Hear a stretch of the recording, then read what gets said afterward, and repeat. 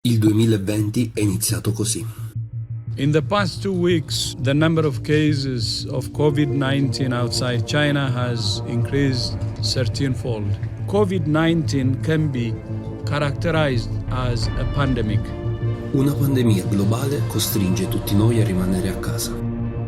Disponiamo anche la chiusura di tutte le attività commerciali. Les anuncio que el Consejo de Ministros solicitará la autorización del Congreso de los Diputados para prorrogar el estado de alarma. For today, I am officially declaring a national emergency. E ogni paese ha reagito all'emergenza a modo proprio.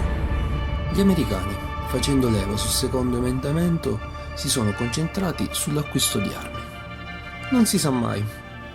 In Olanda invece si sono formate lunghe file davanti ai coffee shop. Si deve pur passare il tempo in qualche modo. E gli italiani? Hanno saltato i supermercati per paura di rimanere senza la tanto amata pasta. Ma è il lievito ad essere sparito subito da tutti gli scaffali. Farina e lievito di birra sono introvabili. La farina ha registrato un aumento delle vendite in Italia addirittura del 180%. Eppure il lievito viaggia su queste percentuali. Questo perché lungo tutto lo stivale gli italiani si sono improvvisati cuochi. Migliaia sono state le pizze e i pani preparati.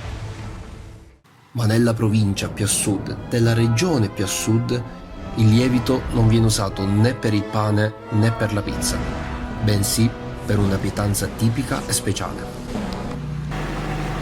Ben trovati! Oggi faremo la ricetta delle scacce. Le scacce sono un piatto prelibato tipico ragusano della provincia di Ragusa. Oggi faremo 3 tipi di scacce: scaccia con la salsa, scaccia ricotta e cipolle e scaccia con le melanzane. Gli ingredienti per fare l'impasto saranno farina, lievito, sale e la semplice acqua, mentre per il condimento avremo la ricotta, le cipolle e la salsa che stanno cucinando, il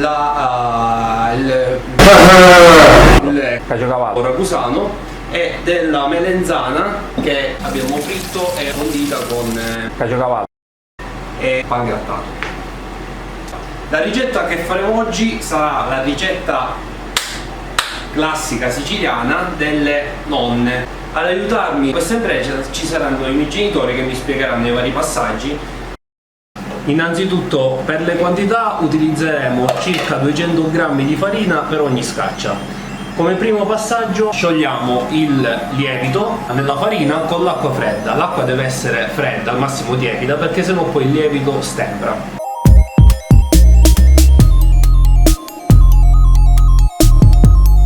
Una volta fatto il panetto di lievito possiamo procedere con la lavorazione della farina.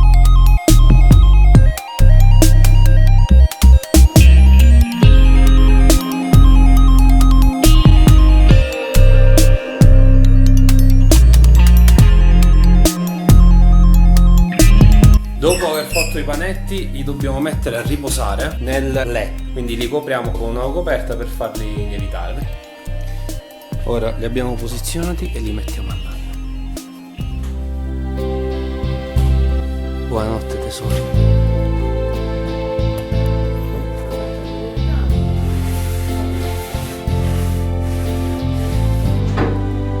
E vissero per sempre felici e contenti. Sogni d'oro. Perfetto. Passato il tempo di lievitazione, possiamo iniziare a stirare la pasta e fare le scacce. Stiriamo la pasta per le scacce con la melenzana e con ricotta e cipolla, perché saranno un tipo di scacce diverso da quello con la salsa. Lo scopo è quello di creare un livello di pasta non troppo sottile.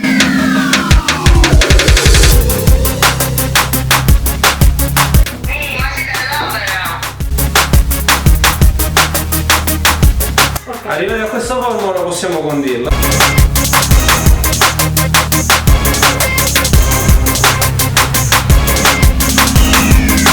Per chiudere la scaccia chiudiamo il lembo e ci fermiamo un po' prima dell'altro. Ora arrivati a questo punto dobbiamo prendere il lembo inferiore e unirlo con quello superiore.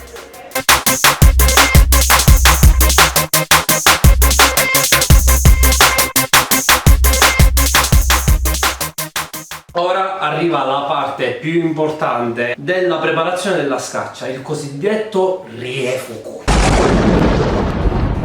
È un'arte che solo le nonne sanno fare come Dio comanda. Si dice che il vero sapore della scaccia stia proprio nel riefuku.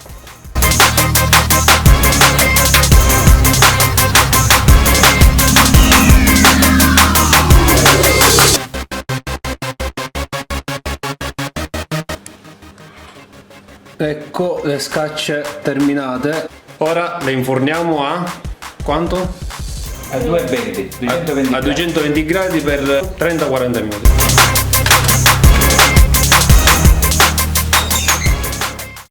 Dopo le scacce che abbiamo fatto, facciamo quelle con la salsa che hanno un procedimento leggermente diverso. Infatti dobbiamo stendere la pasta più fine possibile perché poi andremo a ripiegare su se stessa più volte, quindi più fine viene la pasta e più buona sarà. Mamma mia, che buona pazza pista! Il mandolino, il mafia, Berlusconi, uè.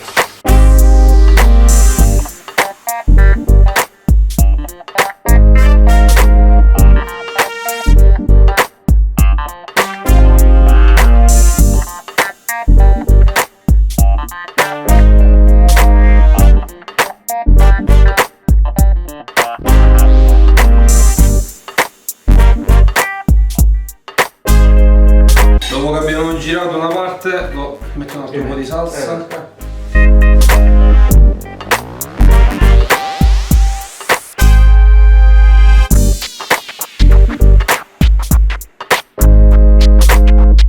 Questa è la scaccia con la salsa terminata. Dopo aver finito di preparare le scacce con la salsa, le possiamo benissimo infornare e lasciarle per un 45 minuti, un'oretta. Queste qua vogliono più tempo.